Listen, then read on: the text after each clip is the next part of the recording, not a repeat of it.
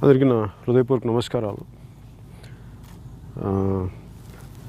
చాలా రోజుల నుంచి మా జన సైనికులు కానీ, పార్టీ నాయకులు కానీ అందరూ రిలీజ్ చేస్తే బాగుంటుంది, దీని మీద స్పందిస్తే బాగుంటుంది అంటే ఈ నోట్స్ ద్వారా చెప్తా ఉన్నాను. అందుకని ఉన్న కరోనా ఈ సమయంలో చాలామంది అందరినీ ఇబ్బంది పెట్టడం దేనికి, ఎందుకంటే ఎక్స్పోజర్ ఎక్కువైపోయింది. ఇప్పటికీ ఆంధ్రప్రదేశ్లోనే 50,000 పైగా కేసులు, మన తెలంగాణలో దాదాపు 47,000 కేసులు, దేశం మొత్తం మీద 28,000 మంది పైగా చనిపోయారు. ఇలాంటి పరిస్థితుల్లో కొంత జాగ్రత్తలు తీసుకోవడం కోసం నేను వీటన్నిటి నుంచి దూరంగా ఉన్నాను. కానీ నిన్న వరుస సంఘటనలు, నిన్న రాజమండ్రిలో జరిగిన సంఘటన దగ్గర నుంచి మన రాజధాని విషయం కానీ వీటన్నిటి మీద అందరూ అడుగుతూ ఉంటే నాకు ఇది చెప్పాలన్న అనిపించింది. అందుకని మీడియా ముఖంగా ఒకసారి వచ్చి నేను ఏమనుకుంటున్నాను ఇవన్నీ ఒకసారి చెప్దామని ఆ ఉద్దేశంతో ఇది ఏర్పాటు చేయడం జరిగింది. కాబట్టి ఇది పెట్టుకోవడం ఉంటా నాకు కొంచెం మాట్లాడడానికి కొంచెం ఇబ్బందిగా ఉంది. అది కూడా సోషల్ డిస్టెన్స్ మెయింటైన్ చేస్తున్నాం కాబట్టి కొంచెం తీసేసే నా సౌలభ్యం కోసం ఇది తీసే అవకాశం ఇప్పించని మనస్ఫూర్తిగా కోరుకుంటూ మీరు ప్లీజ్ అడగండి sir. Please. Thank you sir. నమస్కారం అండి. ప్రజాశ్రేయస్సును కాంక్షిస్తూ చాతుర్మాస్య దీక్షను చేపట్టానని మీరు చెప్పారు. ఈ దీక్ష గురించి మరిన్ని వివరాలు తెలుసుకోవడానికి జన సైనికులు, మీ అభిమానులు చాలా ఆతృతగా ఎదురు చూస్తున్నారు. అంటే ఇలాంటి దీక్షలు కానీ, చాతుర్మాస దీక్షలు కానీ, నా వ్రతాలు కానీ ఇవన్నీ కేవలం నా వ్యక్తిగతంగా చేసేవాడిని ఇప్పుడు దాకా. ఎందుకు మొన్న మటుకు నాకు చాలామందితో మాట్లాడుతున్నప్పుడు, వరుసగా కాన్ఫరెన్స్ కాల్స్ మాట్లాడుతున్నప్పుడు నిస్సహాయ స్థితిలో ఉండి, అంటే ఆర్థికంగా కూడా మనం చేయాల్సింది చేసి కొన్నిసార్లు పరిస్థితులు ఏమొస్తాయంటే భగవంతుడిని శరణ్ వేడుకోవాల్సి వస్తుంటుంది. అందుకనే ఎలా చాతుర్మాస దీక్ష రాబోతుంది, దానికని కేవలం మనశాంతి కోసం కాకుండా ప్రజలందరూ బాగుండాలి అందరికీ అనే ఉద్దేశంతో స్టార్ట్ చేశాను. ఇది నాకు గత 2003 నుంచి నేను చేసుకుంటూ వెళ్తున్నాను. అంతకుముందు వేరే మాలలు, మన ఐప్సో మాల అలాంటివి వేసేవాడిని, ఇంకా వేరే యోగా ప్రాక్టీసులు చేసేవాడిని. కానీ 2003 నుంచి మటుకు ఈ చాతుర్మాస దీక్ష అనేది చాలా నిష్ఠగా చేసుకుంటాను. కాకపోతే అన్నిసార్లు బయటికి తెలియదు. అది నేను సినిమాలు చేయడం వల్ల అది బయటికి తెలిసేది కాదు. ఇప్పుడు ప్రజా జీవితం ఉండటం వల్ల బయటకు వచ్చే అంశం అది. ఈ సృష్టిని నడిపే విష్ణుమూర్తి ఆయన సైనించే కాలం అది. అందుకని చెప్పి ఆయన భక్తులందరూ కూడా ఈ ప్రాసెస్ని గౌరవించే వాళ్ళందరూ, ఈ కల్చర్ని గౌరవించే వాళ్ళందరూ కూడా ఈ చాతుర్మాస దీక్ష చేస్తారు. ఇదేనంటే ఇది ఒక గృహస్థ ధర్మంలో ఉన్న నేను కొన్ని ప్రమాణాలు పాటించి ఒంటిపూట భోజనం చేస్తూ కింద పడుకోవటం ఇవన్నీ ఉంటాయి. ఇది వచ్చే డిసెంబర్ కార్తీక మాసం దాటే వరకు ఉంటుంది. ప్రపంచంలో కరోనా అల్లకొల్లాలను సృష్టిస్తుంది, మన దేశాన్ని కూడా చుట్టుముట్టింది. ముఖ్యంగా ఈ కరోనా చేసే విలయాన్ని అంచనా వేయడంలో ఆంధ్రప్రదేశ్ ముఖ్యమంత్రి శ్రీ జగన్ రెడ్డి గారు విఫలమయ్యారని వైద్య రంగం నిపుణులు అంటున్నారు. మీరేమంటారు? మనం అపోజిషన్లో ఉన్నామని చెప్పేసి దీని మీద అలా కాకుండా దీన్ని న్యూట్రల్గా కూర్చొని అన్బయాస్డ్గా దీని గురించి మాట్లాడాలి అంటే ఇది ప్రపంచానికి వచ్చిన విపత్తు, ఇది ప్రపంచానికి వచ్చిన ఆపద ఇది. కాబట్టి ఇలాంటి పరిస్థితుల్లో ఏ ప్రభుత్వాలు సంసిద్ధత ఎక్కువగా ఉండుంటే ఆ తీవ్రతని తగ్గించే పరిస్థితులు ఉంటాయి. కాబట్టి ఇక్కడ మనకి కరోనా వచ్చినప్పుడు ప్రతి ఒక్కరు కూడా ఫస్ట్ నమ్మలేదు, ప్రపంచ దేశాలు కూడా. అలాగే ఆంధ్రప్రదేశ్ నాయకత్వం కూడా దీన్ని అలా వచ్చి వెళ్ళిపోయేది పెద్ద ఇష్యూ కాదు, ఇది ఫ్లూ లాంటిది అనేది. ఈవెన్చువల్గా ఇది ఫ్లూ లాంటిది అవుద్దేమో, కానీ ఈ లోపల ఇన్ని వేల మంది, ఇన్ని లక్షల మంది పడిపోవటం, ఇన్ని వేల మంది చనిపోవటం, అలాగే ఒకేసారి హాస్పిటల్స్కి తట్టుకునే ఇంత సమర్థత లేకపోవటం, ఇవన్నీ ఎవరు ప్రపంచమే ఊహించలేదు. అలాంటి సమయంలో 2 నెలల లాక్డౌన్ పీరియడ్ని ఖచ్చితంగా సద్వినియోగం చేసుకొని ఇంకా మనకు అప్పటికి స్పైక్ రాలేదు, మన లాక్డౌన్ విధించడం వల్ల మహమ్మారి బారిన పడలేదు. చేసిన తర్వాత ఒకసారి ఇబ్బడి ముబ్బడిగా కేసులు పెరిగిపోవటం, ఎంతమంది హాస్పిటల్స్కి వెళ్ళిపోవడం, చనిపోవడాలు, ఇవన్నీ ఇబ్బందులు ఉన్నాయి. మరి ఇలాంటి సమయంలో రాష్ట్ర ప్రభుత్వం ఇంకొంచెం జాగ్రత్తగా, బాధ్యతగా ఉండుంటే బాగుండేది. కాకపోతే వాళ్ళు మనం కూడా నేను ట్వీట్ చేశాను, టెస్టింగ్ విషయంలో చాలా బాగా చేశారని చెప్పి, అది మనస్ఫూర్తిగానే చేశాను. అది దాంట్లో నేను ఇంకా వేరే థాట్ మనస్ఫూర్తిగానే చేశాను, బాగా చేశారు అలాగని. కాకపోతే టెస్టులు నిర్ధారణ చేసిన తర్వాత రోగులు హాస్పిటల్స్కి వెళ్తే అక్కడ వైద్య సదుపాయం కానీ, లేదంటే వాళ్ళకి ఆహార సౌకర్యం కానీ ఇవన్నీ సరిగ్గా లేవు. అలాగే ఇంట్లో వాళ్ళకి ఒకళ్ళు వస్తే కూడా కూర్చోబెట్టి మీరు ఇంట్లోనే కూర్చొని చేసేయండి, ఇవన్నీ యంత్రాంగం మరింత బాధ్యతగా లేదనేది నేను ఎన్ని కాన్ఫరెన్స్ కాల్స్ మాట్లాడి అన్ని క్షేత్రస్థాయిలో మాట్లాడుతున్న ప్రతి ఒక్కరు చెప్పేది ఇది. దీన్ని ఖచ్చితంగా ఇది, ఎందుకంటే ఇది ప్రభుత్వానికి కూడా తెలుసు కాబట్టి ఇది ఒక రోజులో ఇంకా ఆగిపోయేది కాదు. దీంతో మనం ఇది చాలా కాలం ఉండే జబ్బు ఇది. ఇది ఫైనల్గా ఇది మనందరికీ ఈ ఫ్లూ స్థాయికి వెళ్ళే వరకు దీనికి ఒక వ్యాక్సిన్ కనిపెట్టే వరకు మనందరం చాలా అప్రమత్తంగా చాలా జాగ్రత్తగా ఈ శారీరక దూరం పాటిస్తూ ఇమ్యూనిటీ పెంచుకునే పరిస్థితులు కానీ ఇవన్నీ కావాలి.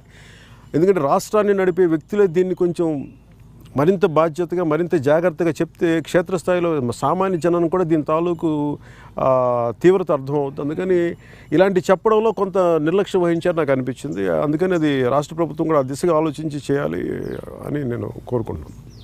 ప్రధానమంత్రి ఆవాస్ యోజన పథకం కింద ఆంధ్రప్రదేశ్లో సుమారు 10 లక్షల ఇళ్ల నిర్మాణం పూర్తయింది. మరో 3 లక్షల ఇళ్ళు నిర్మాణ దశలో ఉన్నాయి. ఈ ఇళ్ల నిర్మాణ కేటాయింపులో అనేక అవకతవకలు జరిగాయని, గతంలో కేటాయింపులు జరిగిన వారి పేర్లు కూడా తీసేసి వైసీపీకి అనుకూలంగా ఉన్న వారి పేర్లు రాస్తున్నారన్న ఆరోపణలు బలంగా ఉన్న నేపథ్యంలో మీరు బీజేపీతో కలిసి నిరసన దీక్ష ధర్నాలు చేస్తున్నారు. అంటే ముఖ్యంగా అంటే నిజంగా ఒక సొంత ఇల్లు ఉండటం అనేది అది ప్రతి ఒక్కరి కల. అది కేంద్ర ప్రభుత్వం సహకారంతో కేంద్ర ప్రభుత్వం నిధులతోటి ప్రధానమంత్రి ఆవాస్ యోజన వీటికి పథకం కింద ఇళ్ళన్నీ కడతా ఉంటారు, 2 లక్షల ఇల్లు. గతంలో కూడా ఇందిరాగాంధీ గృహ పథకం అని చెప్పేసి కాంగ్రెస్ ప్రభుత్వం ఉన్నప్పుడు ఆ ఇల్లు నేను మన కర్నూలులో పర్యటనకు పోయినప్పుడు చూస్తే ఇల్లు కట్టేస్తున్నాయి. ఎప్పుడు కూడా ప్రజా డబ్బు ప్రజాధనం దుర్వినియోగం అయిపోతూ ఉంది. అంటే ఎవరైతే లబ్ధిదారులు వాళ్ళకి ఎప్పటికి ఇవ్వరు. ఎందుకంటే రకరకాల వీళ్ళు మా పార్టీ వాళ్ళు కాదో, లేదంటే వీళ్ళు మనకు ఓట్లే లేదో, లేదంటే వీళ్ళకి మనకు సంబంధించిన లేదంటే ఆ ల్యాండ్స్ని అక్కడున్న స్థానిక రాజకీయ నాయకులు ఆక్యుపై చేసుకుందామనే ఉద్దేశంతో ఏదో రకరకాల కారణాలతోటి ఎప్పుడు కూడా ఇల్లు కట్టి వదిలేయటం అనేది ఒక రివాజ్గా మారిపోయింది. గత ప్రభుత్వం ఆంధ్రప్రదేశ్ ప్రభుత్వం కేంద్ర ప్రభుత్వం సహకారంతో దాదాపు 10,000 కోట్లు పైగా ఇన్ని లక్షల ఇల్లు నిర్మించిన తర్వాత సరైన లబ్ధిదారులకు ఇవ్వకుండా, ఇది నేను కర్నూలు వెళ్ళాను, మన మంగళగిరిలో చూసాను, తర్వాత అలాగే ఏ పర్యటనకి వెళ్ళినా కానీ ఎవరో ఒకరు కూర్చోబెట్టి నాకు రిప్రజెంటేషన్స్ ఇస్తూ ఉంటారు. ఇట్లాగా మేము డబ్బులు కట్టాం, ఒక సింగిల్ బెడ్రూమ్కి మేము 50,000 మొదటి విడత కట్టాం, 25,000 కట్టాం, తర్వాత మాకు ఇల్లు రాలేదు అనేది ఇప్పుడు వచ్చి అడుగుతుంటే అందరూ ఇచ్చే కంప్లైంట్ ఏంటంటే మీరు మా పార్టీకి ఓటు వేయలేదు కాబట్టి మీరు ఇవ్వాల్సిన అవసరం లేదని కొన్ని కేసులు, లేదంటే మీరు అనుకూలంగా ఉంటానంటే అని చెప్పి మొత్తానికి ఇది ఒక అస్తవ్యస్తంగా తయారు చేశారు దీన్ని. నేను కోరుకునేది ఏంటంటే ఈ రోజున భారతీయ జనతా పార్టీ జనసేన పెట్టిన ఈ ధర్నా కూడా ఏంటంటే ఇది ప్రజలందరిలోకి వెళ్ళాలి. ఎందుకంటే మేము ఆ బాధితుల పక్షాన్ని నిలబడి వాళ్ళకి మేము బలమైన గొంతుకు అవ్వాలి. ఎందుకంటే ఇది నిజమైన లబ్ధిదారులకి ఎవరైతే డబ్బులు కట్టారో వాళ్ళకి ఆ పథకం కింద వాళ్ళకి ఆ ఇల్లు వాళ్ళు ఏ ఇల్లు కోసం డబ్బులు కట్టారో వాళ్ళకి ఇల్లు ఇవ్వాలని మనస్ఫూర్తిగా మేము వాళ్ళకి మద్దతు తెలుపుతా ఉన్నాం. ఇది అంతేగాని వీళ్ళు మన పార్టీ కాదు ఇలాంటివన్నీ చేస్తే మటుకు ఇవన్నీ ఒకటి పేర్చుకుని పెద్ద సమస్యలు అవుతాయి. అందుకని దయచేసి రాష్ట్ర ప్రభుత్వానికి కూడా నా విన్నపం, నిజమైన లబ్ధిదారులకు దయచేసి ఇచ్చేసేయండి ఆ ఇల్లు, మీరు ఇంకా ఆలస్యం చేయొద్దని మేము ఈరోజు కోరుకుంటా ఉన్నాం. ఈ ఇళ్లతో పాటు ఆంధ్రప్రదేశ్లో ప్రస్తుతం జరుగుతున్న ఇళ్ల స్థలాల పంపిణీ వ్యవహారం కూడా అనేక ఆరోపణలకు గురవుతుంది. ఈ ఇళ్ల స్థలాల కేటాయింపులో అవకతవకలు జరుగుతున్నాయని, అలాగే భూసేకరణలో రాజకీయ జోక్యం ఎక్కువగా ఉందని, 5-6 లక్షలు విలువ చేసే ఎకరం విలువ చేసే భూమిని కూడా 50 లక్షలకి అమ్ముతూ అందులో కమిషన్లు రాజకీయ నాయకులు స్వాహా చేస్తున్నారన్న బలమైన ఆరోపణలు ఉన్నాయి. మీరేమంటారు? అంటే ఎలక్షన్ టైమ్స్లో ఇచ్చే ఈ సోప్స్ కానీ అంటే మేము ఇవి ఇచ్చేస్తాం, ఈ ప్రమాణాలు చాలా ప్రమాణాలు చేస్తారు, కేవలం అవి ఎలక్షన్ల వరకే పరిమితం. ప్రజలు ఏంటంటే ఎన్నిసార్లు వాళ్ళు మోసం చేసినా కానీ అది నమ్మే ప్రజానీకం ఉన్నప్పుడు ఇలాంటి ఆటలన్నీ సాగుతూ ఉంటాయి. నిజంగా అంత భూమి ఉందా? ఎందుకంటే భూమి లేని చోట వర్టికల్గా మనం పెంచుతాం కానీ ఇళ్ళ పట్టాలనేది అసలు చెప్తున్నప్పుడే దాంట్లో ఒక మోసం చేసే ఒక విధానం ఉంటుంది, దాంట్లో ప్రజల్ని వంచే విధానం ఉంటుంది. 10,000 మందికి ఇస్తామని చెప్పి ఒక 500 మందికి 1000 మందికి వచ్చి మిగతా 9,000 మందికి వదిలేస్తారు. కానీ పేపర్స్లో కానీ మీడియాలో కానీ వీళ్ళ 10,000 మందికి ఇచ్చినట్టుగా ఒక భ్రాంతి కలుగుతుంది. ఉన్న స్థలాలు కూడా ముఖ్యంగా దళిత భూములు, అసైన్డ్ భూములు ఉన్నాయో అసైన్డ్ భూములని తీసేసుకొని వాళ్ళని భయపెట్టో నయానో రకరకాల పరిస్థితులకి వాళ్ళని పరిస్థితుల్లో పెట్టి ఆ స్థలాలు తీసుకొని వాళ్ళకు కూడా అక్కడ ఇళ్ళ పట్టాలు లేవు, ఇంకో చోట ఎక్కడో ఇస్తాం లేదని చెప్పి ఇలా ఇన్ని అవకతవకలు. అలాగే ఒక ఎకరం కొనడానికి 10 లక్షలు. నేను కాన్ఫరెన్స్ కాల్స్ మాట్లాడి క్షేత్రస్థాయిలో నాకు వచ్చిన రిపోర్ట్స్ ఏంటంటే ఉదాహరణకి ఒక ప్రైవేట్ ల్యాండ్ కొనాలి అంటే అది 10 లక్షలు లేదంటే 8 లక్షలు 7 లక్షలు ఉన్న భూమి అయితే దానికి దాదాపు 4 ఇంతలు 7 ఇంతలు 3 ఇంతలు కొన్ని చోట్ల అయితే 50-55 లక్షలు పైగా కూడా దానికి ప్రభుత్వం చేత డబ్బులు ఇప్పించి అది రైతుల మధ్యలోనూ ఈ దళారీ ప్రభుత్వం ఎవరైతే నడుపుతున్నారో వీళ్ళందరి మధ్యలో ఇది చాలా విపరీతమైన మనకి నిధుల దుర్వినియోగం జరిగింది, చాలా అవకతవకలు జరిగినాయి అనేది మనకి ప్రతి చోట ఇది నాకు రిపోర్ట్స్ వస్తూనే ఉన్నాయి. అదే నేను గత కాన్ఫరెన్స్ కాల్స్లో కూడా ఇది చాలా బలంగా చెప్తా ఉన్నారు. ఖచ్చితంగా ఇళ్ల పట్టాల విషయంలో చాలా అవకతవకలు జరిగినాయి. దీనిని సరిచేయాల్సిన అవసరం రాష్ట్ర ప్రభుత్వానికి ఉంది. అలాగే ఎవరికైతే నిజంగా లబ్ధిదారులు ఉన్నారో వాళ్ళకి ఖచ్చితంగా పట్టాలు అందించాలి. ఇవ్వలేని పక్షంలో ఖచ్చితంగా వాళ్ళకి మేము ఎందుకు ఇవ్వలేకపోతున్నాం, దాని కాంపెన్సేషన్ ఏంటో కూడా వాళ్ళు ఆలోచించి చేయాలి తప్ప ఈ అవకతవకలు మటు ఖచ్చితంగా అరికట్టాలని మేము కోరుకుంటాం. రాజధాని విభజన, సిఆర్డిఏ చట్టం రద్దు 2 బిల్లులు శాసన మండలి ఆమోదం తెలుపలేదు. అయినప్పటికీ ఆంధ్రప్రదేశ్ ప్రభుత్వం ఈ బిల్లుల ఆమోదం కోసం గవర్నర్కు పంపాయి. దీనిని జనసేన ఏ విధంగా చూస్తుంది? ఈ ముఖ్యంగా 3 రాజధానులు, ఇక్కడ రాజధాని లేదంటే రకరకాల కారణాల మీద మనకి శాసనసభలు మేము అసెంబ్లీలో తీర్మానం చేశాం కాబట్టి మనకి మండలిలో అవసరం లేదని చెప్పి, అలాగే రకరకాల టెక్నికాలిటీస్ పేరు మీద ఈ రోజున మళ్ళీ తీసుకెళ్ళి గవర్నర్ గారికి పంపించి ఆయన ఆమోదం కోసం ఈరోజు అందరూ వెయిట్ చేస్తూ ఉన్నారు. నిన్న కాన్ఫరెన్స్ కాల్లో కూడా మేము మాట్లాడుతున్నప్పుడు మా జనరల్ సెక్రటరీ శివశంకర్ గారు కానీ, లేదంటే తోట గారు కానీ, అలాగే పిఎస్సి చైర్మన్ నాదెండ్ల మనోహర్ గారు, వీళ్ళందరూ పెద్దలందరూ మాట్లాడుతున్నప్పుడు అందరూ అనేది ఏంటంటే ముఖ్యంగా ఆంధ్రప్రదేశ్ విభజన జరిగినప్పుడు అంటే దీని గురించి మాట్లాడాలంటే కొంచెం వివరంగా లోతుగా వెళ్ళాల్సింది ఏంటంటే ఆంధ్రప్రదేశ్ విభజన జరిగినప్పుడు హైదరాబాద్ అనే ఒక ఉమ్మడికి అందరం ఒక కాంట్రిబ్యూట్ చేసి డెవలప్ అయిన నగరం సడన్గా ఆంధ్రప్రదేశ్ విడిపోయిన తర్వాత దానికి నగరం లేదు. అందుకే ఖచ్చితంగా ఒక బలమైన క్యాపిటల్ కావాలి. ఆ రోజున మేము మోడీ గారితో కూడా మేమందరం ఉన్నప్పుడు ఖచ్చితంగా బలమైన చక్కటి రాజధాని కావాలి అనేది.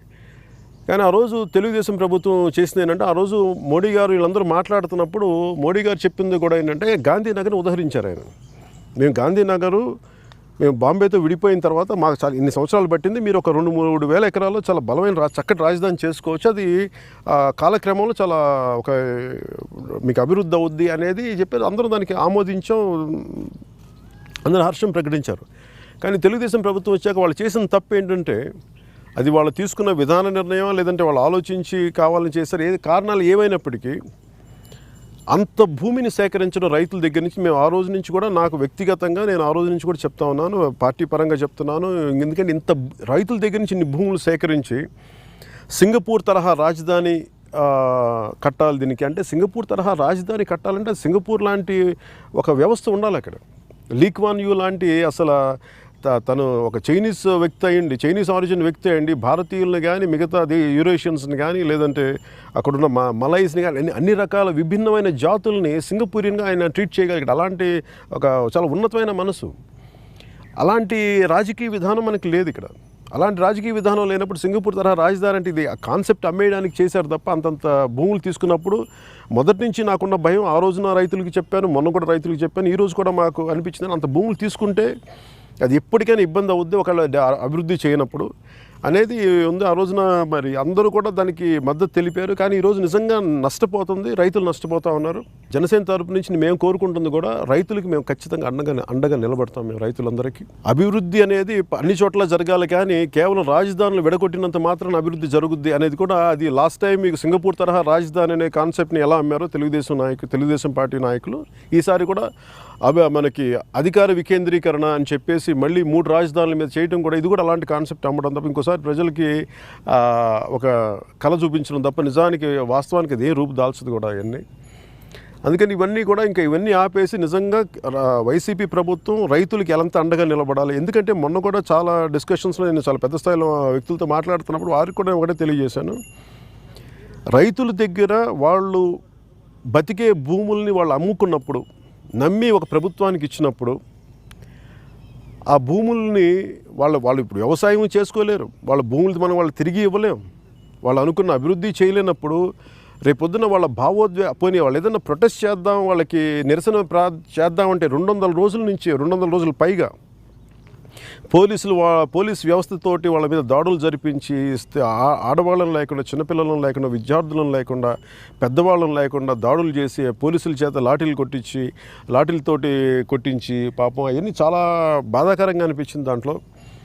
నిజంగా దాంట్లో ఏదైనా అవకతవకలు ఉంటే అవి సరిచేసి ముందుకు తీసుకెళ్లే విధానమే ఉండాలి తప్ప దీనిని ఇలా చేస్తే నాకున్న భావన కానీ నాకున్న భయం కూడా ఏంటంటే, ఇది ఇంకొక నందిగ్రామ్ అవ్వకూడదు అన్నదే మటుకు నాకు ఖచ్చితమైన ఒక అభిప్రాయం ఉంది నాకు. ఎందుకంటే ఇలాంటి భావోద్వేగాలు చాలా సున్నితంగా ఉండేవి, బయటికి కనిపించవు. చాలా దెబ్బలు తిని అవమానపడున్నారు. నందిగ్రామ్లో ఒక చిన్న కొన్ని ఒక 1000 ఎకరాల లోపుకి అంత గొడవ జరిగింది దానికి. అలాంటిది ఈరోజు ఇన్ని వేల ఎకరాలకి దీన్ని నిర్లక్ష్యంగా వదిలేస్తే, రాష్ట్ర ప్రభుత్వం చిన్న సమస్య అని చెప్పి వదిలేస్తే మటుకు ఈ భావోద్వేగాల్లో తెలుగుదేశం పార్టీ కానీ వైసీపీ పార్టీ మీరు వీళ్ళ ఆధిపత్య పోరులో నలిగిపోయేది, రైతులు నలిగిపోతారు. వాళ్ళు ఇచ్చింది ఆంధ్రప్రదేశ్ ప్రభుత్వానికి, అది దృష్టిలో పెట్టుకుని రైతులకి అండగా నిలబడాలి. అది అన్ని పార్టీలు కూడా, భారతీయ జనతా పార్టీ కానీ జనసేన కానీ ఏ పార్టీలైనా సరే నిజంగా రైతులకు అండగా నిలబడాలని చెప్పేసి మనస్ఫూర్తిగా మేము మొదటి నుంచి అదే విధానం తీసుకుంటున్నాం. ఈ రోజుకి అదే మాట మీద మేము ఉన్నాం. కానీ దీంట్లో చాలా సున్నితమైన అంశం ఏంటంటే, మళ్ళీ ఇది పక్క జిల్లాలకి ఏదన్నా ఇబ్బంది పడద్దు అది అని అంటే ఇదేంటంటే కొన్ని విషయాలు ఉన్నప్పుడు నిర్మోహమాటంగా మాట్లాడుకొని చేయాలి. నిన్న కూడా తోట చంద్రశేఖర్ గారు, పార్టీ జనరల్ సెక్రటరీ, ఆయన కూడా మాట్లాడుతూ ఇది ప్రజాభిప్రాయ సేకరణ జరగాలి అన్ని ప్రాంతాల నుంచి అంటే, అది ఎంతవరకు జరుగుద్దో మనం పక్కన పెడితే, ఇది ఆ రోజున అందరూ కూడా ప్రజలందరూ ఆమోదయోగ్యంతో జరిగింది. ప్రజల్లో వాళ్ళ రిప్రజెంటేటివ్స్ ఉన్నారు, ఎమ్మెల్యేస్ ఉన్నారు. ఈ రోజున వైసీపీ ప్రభుత్వం చేస్తున్న విధానం ఏంటంటే, ఆ రోజున మీరు ప్రతిపక్షంలో ఉన్నప్పుడు ఆ రోజున కూడా మేము 3 రాజధానులే మేము నమ్ముతున్నామని చెప్పుండంటే ఈరోజు నిజంగా ఇంతమంది ఇచ్చేవాళ్ళు కాదేమో, అసలు జరిగేది కాదేమో. ఆ రోజున అందరూ ఒప్పుకున్న తర్వాత ఈరోజు మళ్ళీ మారుస్తామంటే రకరకాల కారణాలు చెప్పి అది మనం వంచిన వాళ్ళం అవుతాం. దాని పర్యవసానాలు ఎలా ఉంటాయో ఒక్క సంఘటన జరిగితే అన్నీ బయటకు వస్తాయి. అందుకని దాన్ని చాలా సున్నితంగా ఆలోచించాల్సిన అంశం. ప్రతిసార్లు ఈ రైతుల్ని ఇబ్బంది పెట్టేసి వాళ్ళ కన్నీళ్ళు మంచిది కాదు. ఆ రైతు పెట్టే కన్నీరు ఎవరినైనా మలమల మార్చేస్తుంది. కానీ ప్రభుత్వాలు కానీ ప్రజాప్రతినిధులు కానీ చాలా జాగ్రత్తగా దీన్ని సున్నితంగానే దీన్ని మీరు హ్యాండిల్ చేయాలని మనస్ఫూర్తిగా కోరుకుంటున్నాను. ఈ మధ్యకాలంలో ఆంధ్రప్రదేశ్లో దళితులపై ఎక్కువ అరాచకాలు జరుగుతున్నాయన్న వార్తలు వినిపిస్తున్నాయి. డాక్టర్ సుధాకర్ గారు కానీ, లేదంటే కడప జిల్లాలో ఒక న్యాయమూర్తి మీద కానీ, అదేవిధంగా 2-3 రోజుల క్రితం రాజమండ్రిలో ఒక దళిత బాలిక మీద అత్యాచారం కేసు కానీ, నిన్న మొన్న జరిగిన శిరోమండనం కేసు కానీ, ఇవన్నీ దళితుల మీద జరుగుతున్న సంఘటనలే. దీనిని దళితుల అణిచివేతగా భావించవచ్చు అంటారా?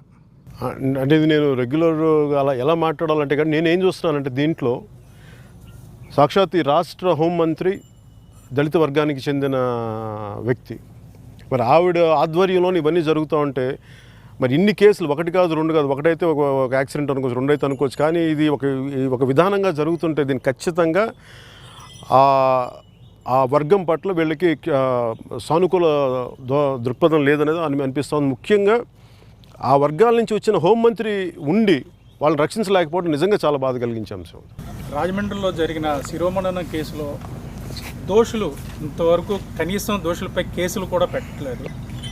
అంటే ఇది కేసులు కూడా పెట్టట్లేదంటే దీని వెనకాల ప్రభుత్వం మద్దతు ఏమన్నా ఉందా?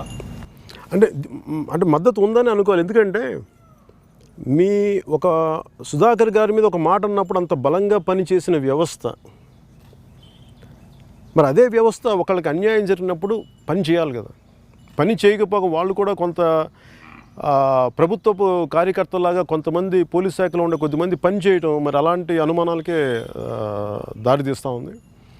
అందుకని అది నిజంగా ఇదేంటంటే ఇది నమ్మకం కలిగించే విషయాలు. ఇది ఏదో చిన్నగా కొట్టేద్దామనే విషయం కాదు, కానీ ఇది నమ్మకం కలిగేసి. ఎందుకంటే ఇలాంటి ఇష్యూస్లో దోషుల్ని కఠినంగా శిక్షించకపోతే, ఎవరైతే చేశారో, ఎవరినో నామకే వాస్తే ఎవరినో పెట్టి ట్రైనీ ఎస్ఐలను వీళ్ళని పెట్టి కాకుండా నిజంగా ఎవరైతే అసలు ఆ సంఘటన కారకులు అయ్యారో వాళ్ళందరినీ కూడా మీరు బలంగా శిక్షించకపోతే, అది రేపొద్దున రకరకాల దళిత సంఘాలు కానీ, లేదంటే ప్రజా సంఘాలు కానీ, ప్రతి ఒక్కరు ఇంక్లూడింగ్ మిగతా అలాంటి పార్టీలు కానీ ఖచ్చితంగా అలాంటి ఇష్యూస్ ఖచ్చితంగా బలమైన మద్దతు ఉంటుంది ఖచ్చితంగా.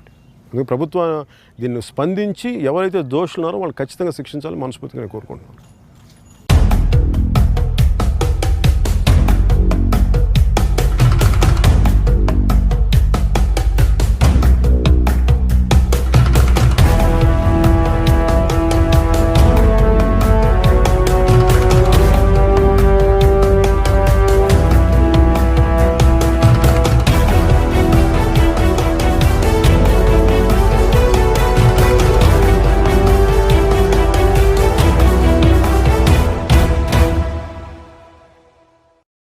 వైఎస్ఆర్సీపీ పార్టీ ఆంధ్రప్రదేశ్లో అధికారంలోకి వచ్చి ఏడాది దాటిపోయింది.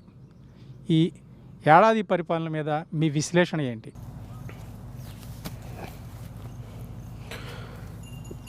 అంటే చక్కగా 151 సీట్లు వచ్చి, అంటే నేను ఈరోజు చెప్పే మాటను ఫస్ట్ మేము ఎలక్షన్ రిజల్ట్స్ వచ్చిన మాట కూడా ఒకటే చెప్తా ఉన్నాను దేవన్ నుంచి కూడా. 151 సీట్లు వచ్చి ఇంత అత్యధిక మెజారిటీ వచ్చి చాలా బలమైన స్థిరత్వం ఇవ్వగలిగేంత శక్తి ఉంది, శక్తి సమర్థత ఉంది ప్రభుత్వానికి. అలా కాకుండా వాళ్ళకున్న బలాన్ని పొలిటికల్ వెండెట్టా కోసం లేదంటే కొన్ని గ్రూపులకే పనిచేసి కొన్ని ఓట్ బ్యాంక్గా చేయాల్సిన అవసరం లేదు. నిజంగా ఇది భగవంతుడు ఇచ్చిన వరం వైసీపీకి, దాన్ని సద్వినియోగం చేసుకోవట్లేదని నా అభిప్రాయం.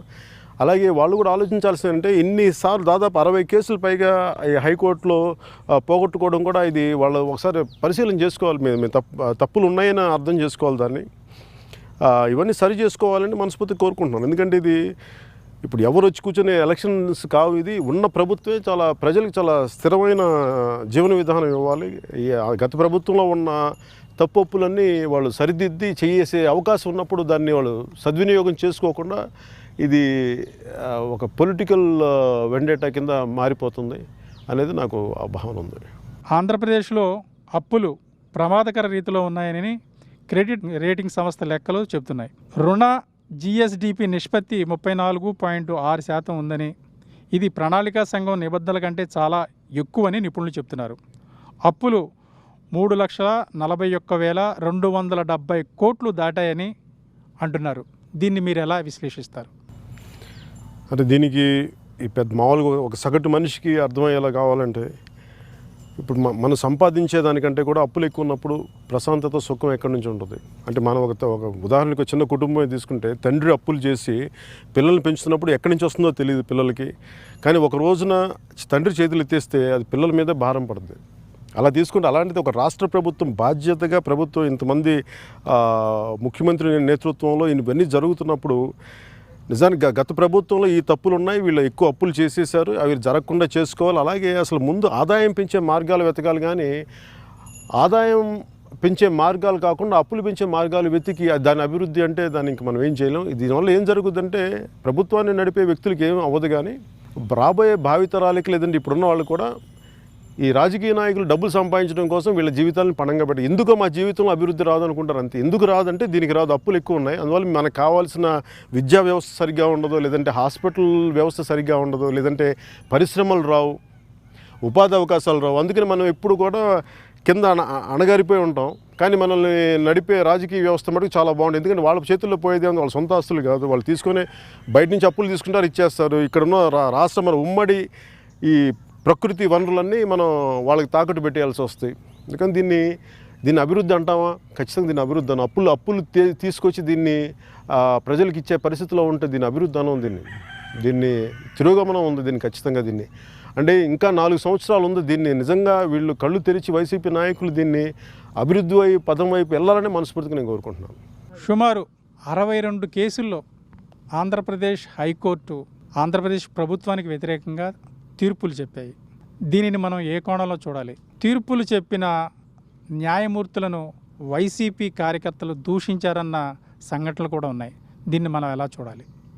అంటే ముఖ్యంగా అంటే ఈరోజు కేసుల విషయంలో ఇవన్నీ చూస్తే అంటే మనం దీన్ని అర్థం చేసుకోవాల్సింది ఏంటంటే, నా కేసులను బట్టి ఇవన్నీ చూస్తుంటే ఈ సమాంతర వ్యవస్థలు, పోలీస్ వ్యవస్థ, మిగతా ప్రభుత్వాన్ని నడిపి అధికారులు వ్యవస్థ కానీ, రెవెన్యూ వ్యవస్థ కానీ, ఇవన్నీ కలిపి వీళ్ళు కూడా ఒక పార్టీ, ఏ పార్టీ అయితే నడుపుతుందో రాష్ట్ర ప్రభుత్వం, వాళ్ళు కూడా అదే దాదాపు వాళ్ళలాగే ప్రవర్తిస్తూ ఉంటే ఇది ఖచ్చితంగా ఇది మరి కోర్టు దాన్ని కామ్గా చూస్తే ఎలా ఉంటుంది? ఇంకా కోర్టులు ఇంకా దానికి ఇండివిజువాలిటీ ఉంది కాబట్టి ఇంకా కొద్ది గొప్ప ఒక న్యాయం జరుగుతుంది ప్రజలకు. ఏదైనా కష్టం నష్టం వచ్చినప్పుడు ఇది సరి చేసుకోకపోతే మటుకు నిజంగా ప్రజాగ్రహానికి, చాలా బలమైన ప్రజాగ్రహానికి గురి కావాల్సి వస్తుంది. ఎందుకంటే ప్రజలు ఎదురు తిరగట్లేదు, ఏం మాట్లాడట్లేదు అని అనుకోవటం ఎవరైనా పొరపాటు. ఎందుకంటే బ్లాక్ లైవ్స్ మ్యాటర్ అనే ఒక చిన్న ఇష్యూ మనకి ఈరోజు చూసారు, మనం ప్రపంచాన్ని కుదిపేసింది అమెరికాలో జరిగిన ఈ ప్రొటెస్టులు. ముఖ్యంగా పోలీస్ వ్యవస్థ ఒక అధికార పార్టీకి కానీ కొమ్ము కాస్తే, లేదంటే ఒక విధానానికి కొమ్ము కాస్తే దాని పర్యవసానం ఎలా ఉంటుందో అగ్రరాజ్యమైన అమెరికాలోనే మనం చూసాం. ప్రజలు రోడ్ల మీదకి వచ్చేసి ఇంకా అసలు ప్రభుత్వాన్ని, పోలీసులకు అందించే నిధులే తీసేయాలి, అసలు పోలీస్ వ్యవస్థ ఉండకూడదన్నంత కోపం అక్కడ ప్రజల్లో ఉంది. అంటే ఇక్కడ ఇంత బలంగా ప్రతి ఒక్కరిని కూడా ఇబ్బంది పెట్టేస్తుంటే అలాంటి పరిస్థితులు ఇక్కడ రావని ఎందుకు అనుకుంటారు? ఎందుకంటే మనం ఊహించింది జరగకపోవడం కదా జీవితం. అందుకని వైసీపీ ఊహిస్తుంది ఇలా ప్రజల్ని భయభ్రాంతులు చేసేసి లేదంటే అధికారులను ఇలా పెట్టేస్తే ఎవరు మనకు ఎదురు తిరగరు అనుకోవడం నిజంగా పొరపాటది. ఎందుకంటే ఒకసారి క్షేత్రస్థాయిలో ఒక చిన్నపాటి మార్పు వచ్చిందంటే మటుకు రాష్ట్రం అంతా అది ఒక రావణ కాష్టంలో అంటుకుంటుంది. అది చాలా జాగ్రత్తగా ఆలోచించాలి దీంట్లో. ఎందుకంటే ఇన్నిసార్లు హైకోర్టు ఒక పెద్ద ఇప్పుడు దాకా ఏ రాష్ట్ర డీజీపీని కూడా మన రాష్ట్రం ఎన్నిసార్లు ఎప్పుడు జరగలేదు ఇది. అలాంటిది ఫస్ట్ టైం ఆ స్థాయి అధికారు వచ్చి మాట్లాడాలి అనే స్థాయికి వచ్చింది అంటే రాష్ట్ర ప్రభుత్వం ఈ రాజకీయ వ్యవస్థ చేసే తప్పులకి ఆయన బలైపోతూ ఉన్నారు. అందుకని ఇది అధికారుల నిస్సహాయత నాకు చాలామంది మాట్లాడుతున్నారు, అధికారులు నిస్సహాయత వ్యక్తం చేస్తున్నారు, మేము ఏం చేయాలో మాకు తెలియట్లేదు అనేది. రకరకాల భయాలు ఇబ్బందులతోటి అందరూ కూడా చాలా బలం ఉండి శక్తి ఉండి కూడా నిస్సహాయాలుగా వాళ్ళు అలా ఉండిపోవడం నిజంగా బాధ కలిగిస్తుంది. అలాగే ఈ నిన్న రాజమండ్రిలో జరిగిన సంఘటన కూడా చాలా బాధ కలిగించే అంశం. పోలీస్ స్టేషన్ తీసుకెళ్లి శిరోమణనం చేయించడం ఇవన్నీ చాలా తీవ్రమైన పరిణామాలు ఉంటాయి వీటన్నిటిలో. ఇవన్నీ దీన్ని అట్రాసిటీ ఇష్యూస్ ఇంత పెద్ద కేసు అవుతాయని తెలిసి కూడా వాళ్ళు ఏ స్థాయిలో అలాంటి నిర్ణయాలు తీసుకున్నారో శిరోమణనం చేయాలనేది కూడా నిజంగా అది అర్థం కాని విషయం. అది డాక్టర్ సుధాకర్ గారి విషయంలో కూడా రాష్ట్ర ముఖ్యమంత్రిని తిట్టిన విధానం నిజంగా అది ఎవరూ హర్షించదు. ఖచ్చితంగా ఈవెన్ జనసేన కూడా ఆ మాటలను హర్షించదు. మాస్కులు ఇవ్వలేదు ఆయన అభిప్రాయం చెప్పారు ఆయన ఆ రోజున. అది ఆయనకి ఏదో ఇంకొక పార్టీ ఉందో లేదో అవన్నీ మన పక్కన పెట్టి ఆయన ఒక డాక్టర్గా సౌకర్యాలు లేవు హాస్పిటల్లో, ఫ్రంట్ లైన్ వర్కర్స్ చాలా ఇబ్బంది పడుతూ ఉన్నారు అని చెప్పి ఆయన పదజాలం మేబీ సరైనది కాదేమో కానీ లోపల అర్థం తీసుకుంటే దాన్ని మనం వేరే విధంగా స్పందించి ఉండాల్సింది. కానీ డాక్టర్స్ ఆయన మీద పెట్టిన కేసులు కానీ తద్వారా ఆయన పెట్టిన హింస ఆయన రోడ్ల మీదకి వచ్చి మాట్లాడింది ఇది మనం సర్దుకెళ్ళిపోవచ్చు, మనకున్న బలంతో బుల్డోస్ చేయొచ్చు. కానీ వాస్తవం మటుకు ఆయన్ని చేయడం ఇవన్నీ ప్రభుత్వానికి కానీ ప్రజాప్రతినిధులకు కానీ అది క్షేమకరం కాదు. కరోనా కారణంగా విద్యా వ్యవస్థ చాలా వెనకబడింది. కార్పొరేట్ పాఠశాలలు ఆన్లైన్ తరగతులను ప్రారంభించాయి. ప్రభుత్వ పాఠశాలలు అయితే అసలు ఆ ఊసే లేదు. దీనిని మనం ఏ విధంగా అర్థం చేసుకోవాలి?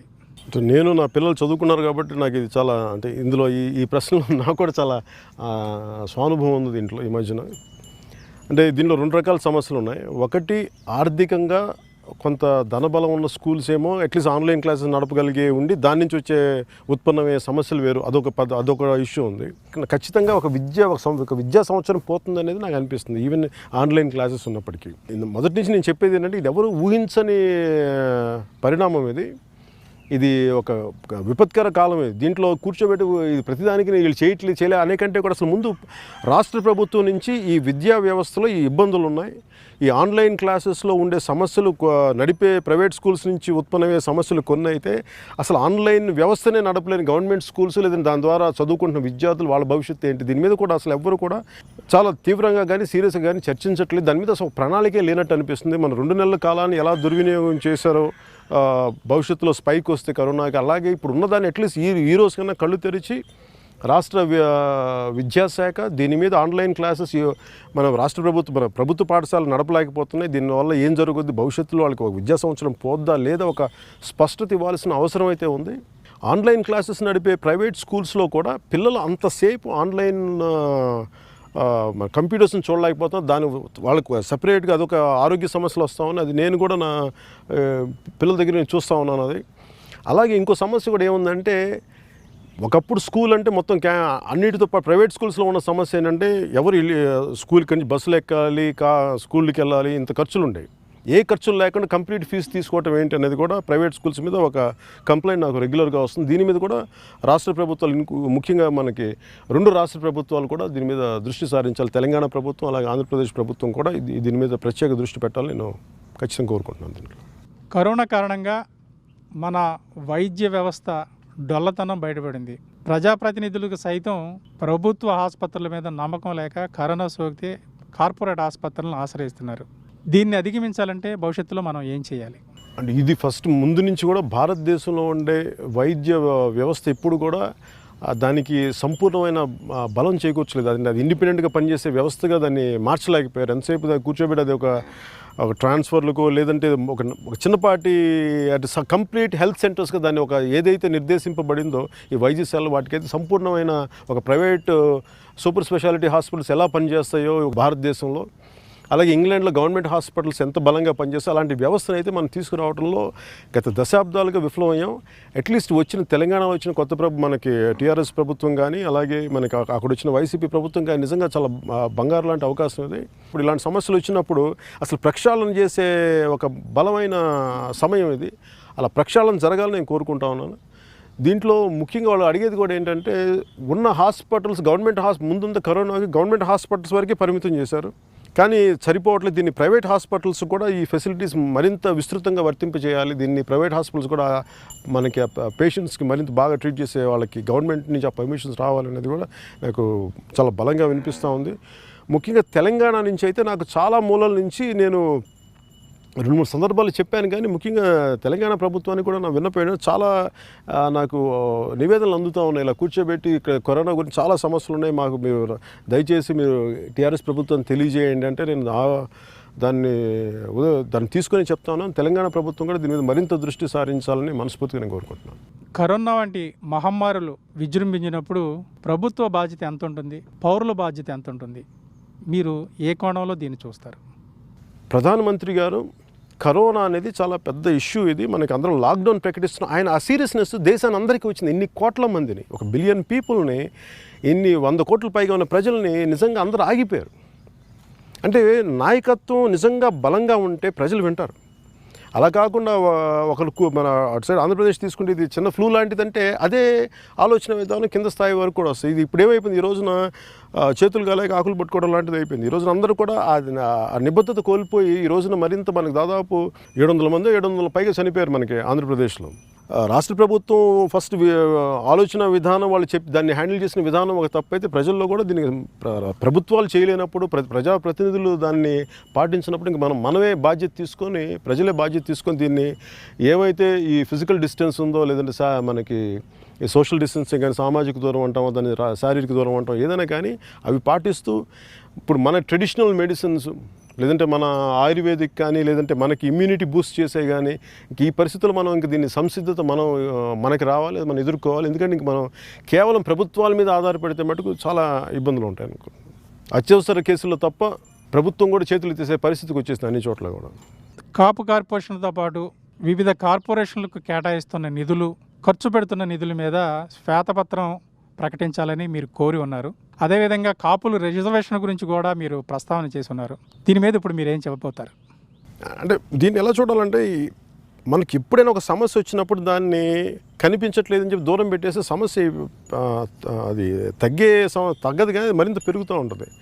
కార్పొరేషన్ అనేది ప్రతి కులంలో ఉన్న ఒక ఆర్థిక వెనుకబాటుతనం లేదంటే కొన్ని చోట్ల ఉన్న సామాజిక వెనుకబాటుతనం వీటన్నిటిని ఆసరాగా చేసుకొని ఒక కార్పొరేషన్ అనేది పెట్టి దాన్ని అనేక కులాలకి వర్తింపజేస్తారు. బ్రాహ్మణ కార్పొరేషన్ ఇట్లా దాంట్లో భాగంగా కాపు కార్పొరేషన్కి వచ్చినప్పుడు కూడా దాంట్లో ఉన్న ఇబ్బందులు ఏంటంటే శ్వేతపత్రం ఎందుకు అడిగామంటే వాళ్ళు విడుదల చేసి మేము కాపులకి లేదంటే మిగతా కులాలకి ఇంత అంటే మనం అడిగింది కూడా ఆ రోజున జనసేన అడిగింది అన్ని కార్పొరేషన్లకి బీసీలకు కానీ లేదంటే అన్ని ఎస్సీ ఎస్టీ సబ్ ప్లాన్స్ దగ్గర మన ఫండ్స్ దగ్గర నుంచి అన్ని కార్పొరేషన్స్. ఎందుకంటే నేను పోరాట యాత్రలు వెళ్తున్నప్పుడు ఎస్టీ సబ్ ప్లాన్ మాకు అందట్లేదు. అక్కడ విద్యార్థులు చాలామంది అరకులోకి వెళ్తే ఎవరు మాట్లాడరు. ఎందుకంటే ఒక అబ్బాయి 2-3 కుర్రాళ్ళు సార్ మాకు ఇంత స్కిల్ ఉంది, మాకు ఎస్టీ సబ్ ప్లాన్ ప్రకారం మాకు ఈ ట్రైబల్ వెల్ఫేర్ డిపార్ట్మెంట్ నుంచి ఆ ఫండ్స్ నుంచి మాకు వస్తే మేము ఏదైనా కొంచెం ఒక పోటీలో పాల్గొనడం లేదంటే ఒకటి నేర్చుకోవడం ఉంటుంది, మాకు ఆ ఫండ్స్ లేవు, అవన్నీ డైవర్ట్ చేసి ఎటు వెళ్ళిపోయినాయి అని చెప్తా ఉంటే నాకు అవన్నీ అవగాహనలు ఉన్నాయి. అలాగే ఈ కార్పొరేషన్కి సంబంధించిన ఫండ్స్ అన్నీ ఆ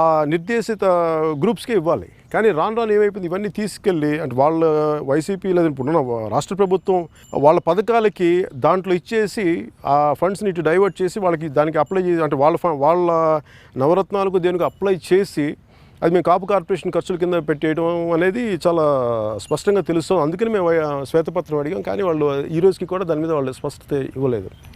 ఇదే అలాగే కాపు రిజర్వేషన్ల గురించి ఇది 2 రకాలుగా అర్థం చేసుకోవాలి. ఒకటి కాపు రిజర్వేషన్లు వాళ్ళు ఎలక్షన్స్ టైంలో గౌరవ ముఖ్యమంత్రి గారు చెప్పారు దీని మీద శ్రీ జగన్ రెడ్డి గారు మేము కాపులకి రిజర్వేషన్ ఇవ్వమని ఖచ్చితంగా చాలా మొహమాటం లేకుండా చెప్పారు. అసలు ఏమాత్రం ఇబ్బంది లేకుండా చెప్పారు. కానీ ప్రజలు ఆయన ఓట్లు వేసి గెలిపించారు.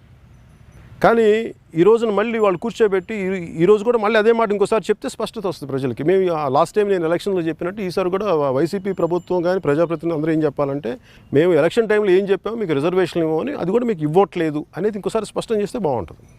అలాగే శ్వేతపత్రం రిలీజ్ చేస్తే ఫండ్స్ బాగుంటుంది. పార్టీ నిర్మాణం అనేది నిరంతర ప్రక్రియ అని మీరు చాలా సందర్భాల్లో చెప్పారు. అవసరాన్ని బట్టి, అందుబాటులో ఉన్న మానవ వనరులను బట్టి పార్టీ నిర్మాణాన్ని కొనసాగిస్తానని కూడా చాలాసార్లు మీరు ప్రకటించున్నారు. అయితే వచ్చే కాలంలో ఈ పార్టీ నిర్మాణానికి ఏమైనా ఆలోచనలు చేస్తున్నారా? మీ మనసులో ఏమన్నా నిర్ణయాలు ఉన్నాయా?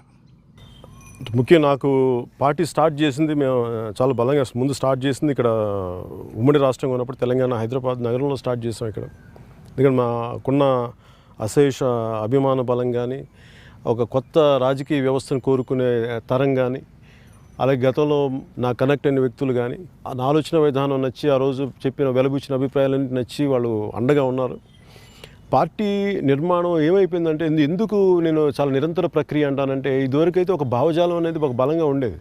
ఈ సమస్యలు ఇప్పుడు ఏమైపోయింది, అన్నీ చాలా నేరో మైండెడ్గా కుల ధోరణో లేదంటే ఒక పర్టికులర్ గ్రూప్ అవసరాలకే అయిపోయింది. అంతేగాని ఉమ్మడిగా మనందరి అవసరాలు ఏంటి, కరోనాను చూస్తే మన అందరిని ఎఫెక్ట్ చేస్తుంది, దీనికి ఎట్లా చేయాలి, అప్పుడు దీనికి కులం ఇలాలో అందరం కలిపి సమిష్టిగా మాట్లాడాలి.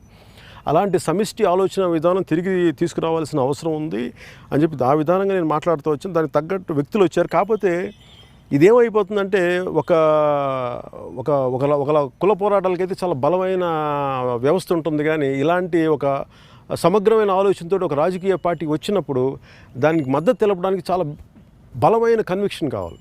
అవన్నీ రావడానికి, అలాంటి వ్యక్తులు రావడానికి, అలాగే ఇప్పుడు ఉన్న మీరు చూస్తే 2009లో ఉన్న ఒక 20 ఏళ్ల పిల్లలు ఈ రోజున 30 ఏళ్ళు పైన వచ్చినాయి అందరికీ. వాళ్ళు బలమైన కోళ్ళలు కొంతమంది కంటెస్ట్ చేస్తున్నారు కూడా.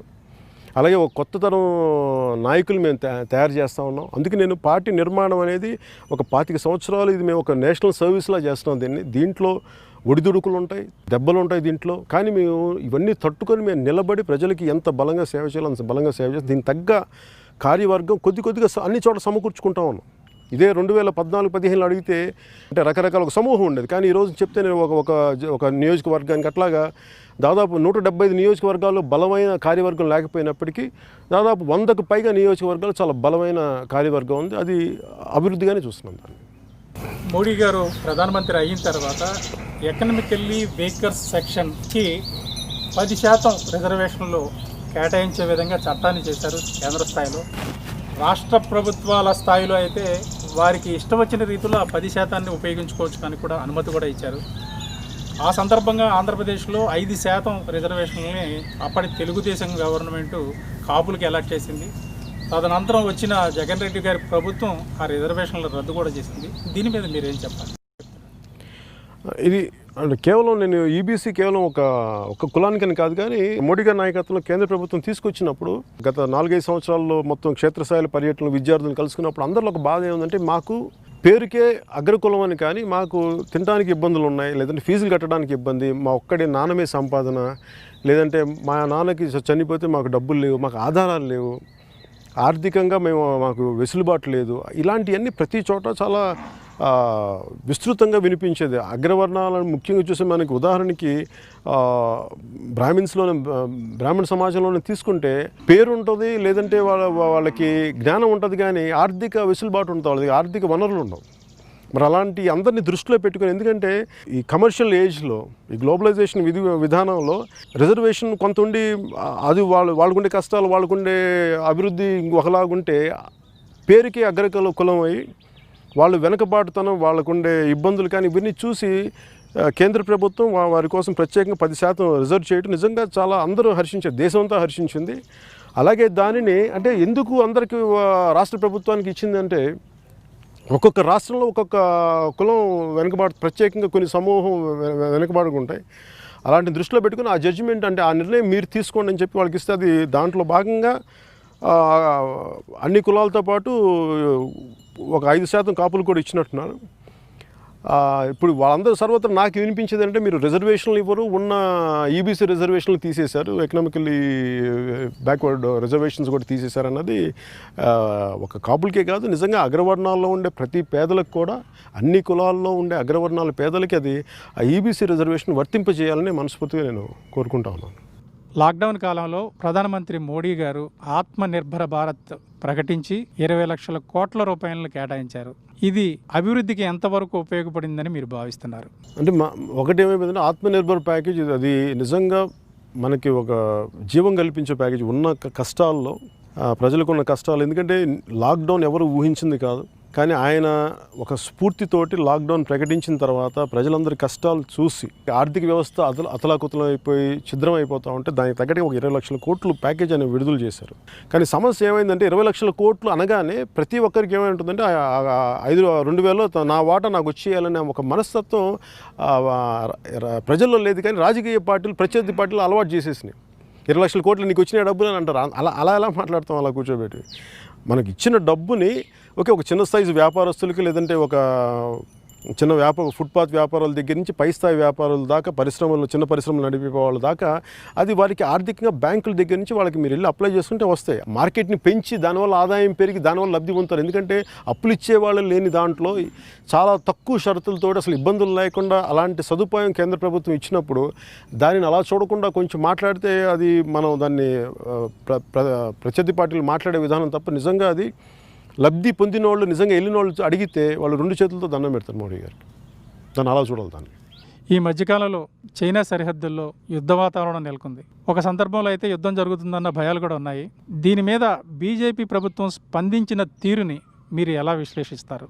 అంటే నేను 2014లో మోడీ గారిని కలిసినప్పుడు, లేదా మోడీ గారిని ముందు నుంచి నేను ఆయన గుజరాత్ ముఖ్యమంత్రిగా చూసినప్పటి నుంచి నేను ముందు నుంచి కోరుకుంది ఏంటంటే, ముఖ్యంగా నేను మా నాన్నగారి అస్థికల్ని నేను కాశీలో నేను మా అన్నయ్య మా నాబాబు కలిసి మేము త్రివేణి సంగమం నిమజ్జనం చేయడానికి వెళ్ళినప్పుడు, అదే సమయంలో బాంబేలో ఈ కసబ్, ఈ పాకిస్తాన్ నుంచి వచ్చిన ఉగ్రవాదులు దాడి జరిగింది దాదాపు 72 గంటలు.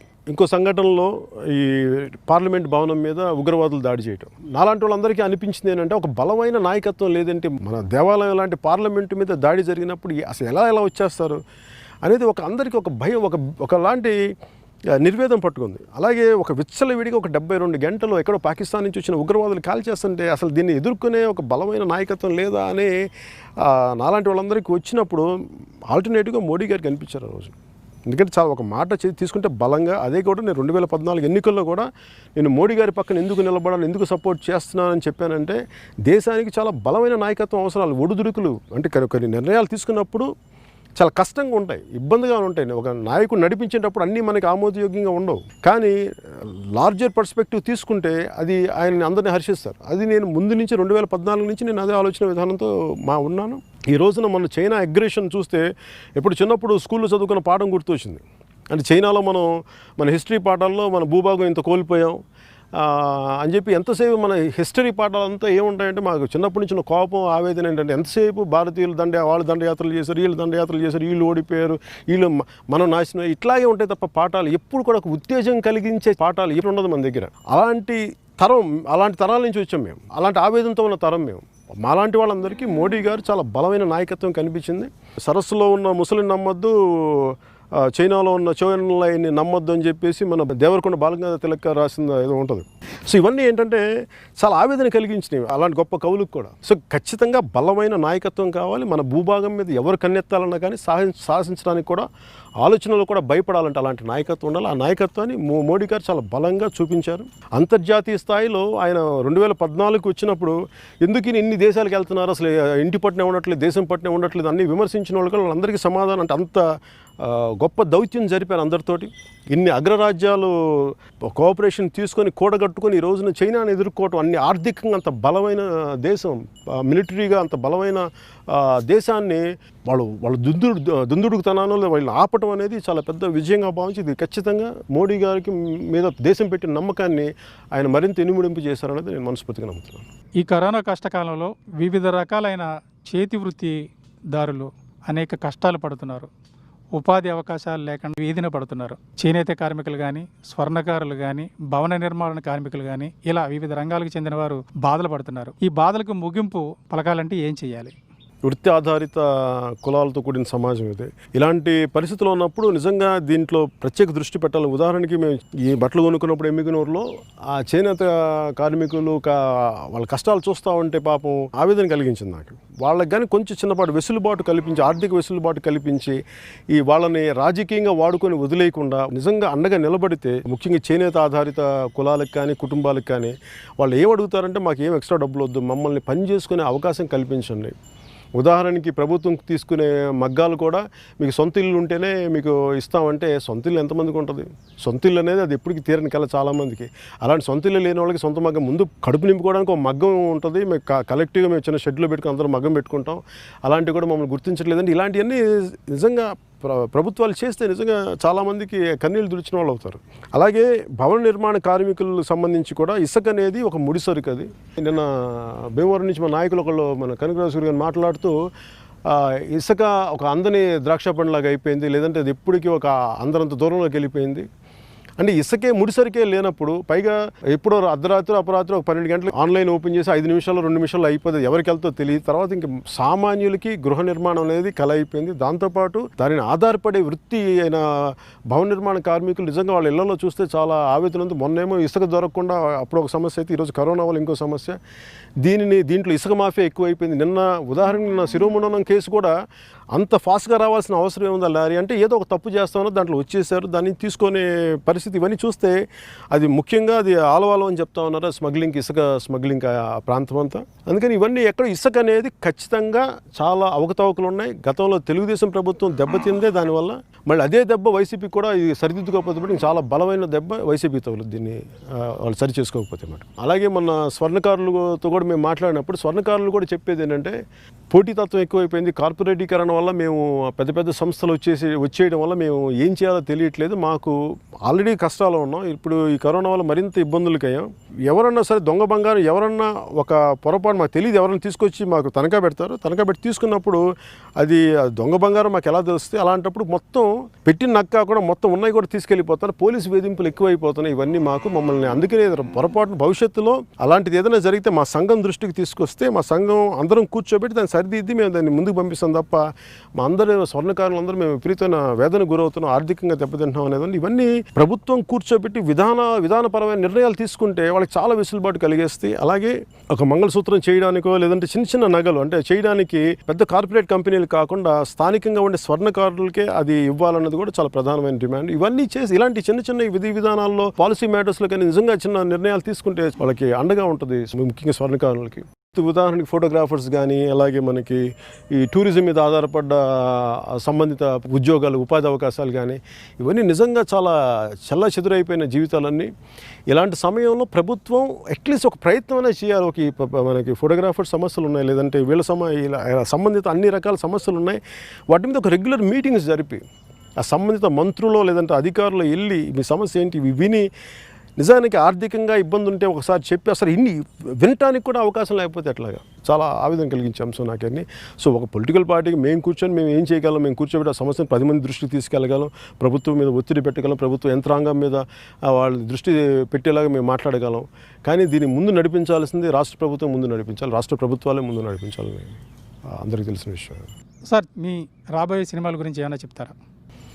కరోనా వల్ల అన్నీ ఆగిపోయినాయి, అవి ఎప్పుడు స్టార్ట్ అవుతాయి కూడా తెలియదు. ఎందుకంటే ఈ సోషల్ డిస్టెన్సింగ్ లేదంటే ఏదన్నా మనం తొందరపడి ఏదైనా షూటింగ్లు చేసుకున్నా ఆ మధ్యన చాలామంది ఆంధ్రప్రదేశ్ ప్రభుత్వాన్ని కలిసిన, ఇంక్లూడింగ్ చిరంజీవి గారు కూడా ఉన్నారు, అందరు కలిశారు, అలాగే కేసీఆర్ గారిని కలిశారు. కానీ అనుమతులు ఇచ్చినప్పటికీ షూటింగ్ చేసే పరిస్థితులు లేవు. అదే ఎవరికదన్నా ఒక్కరికి కానీ, ఉదాహరణకి మన అమితాబ్ బచ్చన్ గారికి వచ్చింది, అలాగా ముఖ్య నటులకు వచ్చినా లేదంటే మెయిన్ ఇంకా వాళ్ళ తద్వారా ఎవరికి వచ్చినా కానీ ఇది ఫైనల్గా వ్యాక్సిన్ వచ్చి ఒకలాంటి ఒక మనోధైర్యం నింపే ఒక వ్యాక్సిన్ వచ్చి అది నిజంగా ఆరోగ్యాన్ని పరిరక్షించే వ్యాక్సిన్ వచ్చే వరకు ఒక నిస్సహాయత అందరం వెయిట్ చేస్తూనే ఉన్నాం. లాక్డౌన్ సమయంలో జన సైనికులు ఆంధ్రప్రదేశ్లో కానీ ఇటు తెలంగాణలో కానీ చాలా సేవా కార్యక్రమాలు చేశారు. ఇవన్నీ చూస్తే మీకేమనిపిస్తుంది? అంటే ముఖ్యంగా కరోనా లాక్డౌన్ సమయంలో రకరకాల ప్రాంతాల్లో చాలామంది చిక్కుకుపోయినప్పుడు, అలాగే రోజువారీ నిత్యావసర వస్తువులు కూడా ఇబ్బంది అయినప్పుడు చాలా సహృదయంతోటి ఒక మనస్ఫూర్తిగా స్పందించి కూరగాయల పంపకం దగ్గర నుంచి నిన్న మొన్నటి దాకా మనకి ముఖ్యంగా అరబ్ దేశాల నుంచి ఒక 2 ఫ్లైట్లు ఏర్పాటు చేసి జనాలను అక్కడి నుంచి పంపే స్థాయికి, అంటే ఒక 2 కిలోలు 3 కిలోలు 5 కిలోలు కూరగాయల సంచి దగ్గర నుంచి ఫ్లైట్ పెట్టి వేరే దేశం నుంచి ఇండియాకి పంపించేంత సహృదయత ఉన్న జన సైనికులు ఉండడం నిజంగా నన్ను చాలా కదిలించేసింది. మనస్ఫూర్తిగా వారికి హృదయపూర్వక నా ధన్యవాదాలు తెలియజేసుకున్నాను. ఒక వ్యక్తి మీద అభిమానం సమాజానికి ఎంత ఉపయోగపడుతుంది, అది నాకు ఆ విధంగా అలాంటి అవకాశం లభించినందుకు మనస్ఫూర్తిగా నాకు పేరున ప్రతి జన సైనికులకి ప్రతి ఒక్కరికి పేరున నిజంగా నేను హృదయపూర్వక ధన్యవాదాలు తెలుపుకుంటా ఉన్నాను. కేవలం మన స్వార్థం కోసమే బతికి, కేవలం మన కోసమే, మన ఇళ్ళ కోసం, మన కుటుంబం కోసం అనే కంటే కూడా మనం బతుకుతూ మనం ఇంకొక మంచి పని తోటి వాళ్ళకి చేస్తే వచ్చే ఆనందం, అది ఈ రోజున ఒక సంస్కృతిలాగా ఏర్పడటం, దీన్ని జన సైనికులు దీన్ని మరింత బలమైన స్థాయిలో ముందుకు తీసుకెళ్ళడం నిజంగా నాకు చాలా ఆనందంగా కలిగించే విషయం. ఇదే భవిష్యత్తుకి చాలా బలమైన పునాది. ఇలాంటి జన సైనికులు పార్టీకి ఉన్నందుకు మనస్ఫూర్తిగా ఇదే నా గొప్ప విజయంగా భావిస్తాను నేను దీన్ని. అలాగే చాలా సమస్యలు, ముఖ్యంగా జనసేనలో ఉండే యువ నాయకులు చాలామంది, ప్రతి ఒక్కరు పేరున ప్రతి నాయకులు కూడా ప్రతి స్థానిక సమస్యల మీద ఎంత బలంగా స్పందించడం చూస్తుంటే నాకు నిజంగా ఇన్ని ఓటమి తర్వాత ఇంత కూర్చొని సమాజం కోసం ఇంత తపన చేయాలన్న ఒక యువ నాయకత్వం, సరికొత్త యువ నాయకత్వం ఉండటం జనసేనకి నిజంగా ఇది నాకు చాలా ఆనందం కలిగించే విషయం. అలాగే సీనియర్ నాయకులు చాలామంది ఉన్నారు, వాళ్ళందరూ కూడా అప్పటికప్పుడు స్థానిక సమస్యలను తీసుకొచ్చి వాళ్ళు ముందుండి పోరాటం చేసి బలంగా నాకు ఒక ఆనందంగా కలుగజేస్తే, వారి నమ్మకాన్ని మరింత ఇనుమడింపు చేస్తాను. భవిష్యత్తులో వారికి అండగా నిలబడతానని నేను ఈ సందర్భంలో తెలియజేసుకున్నాను.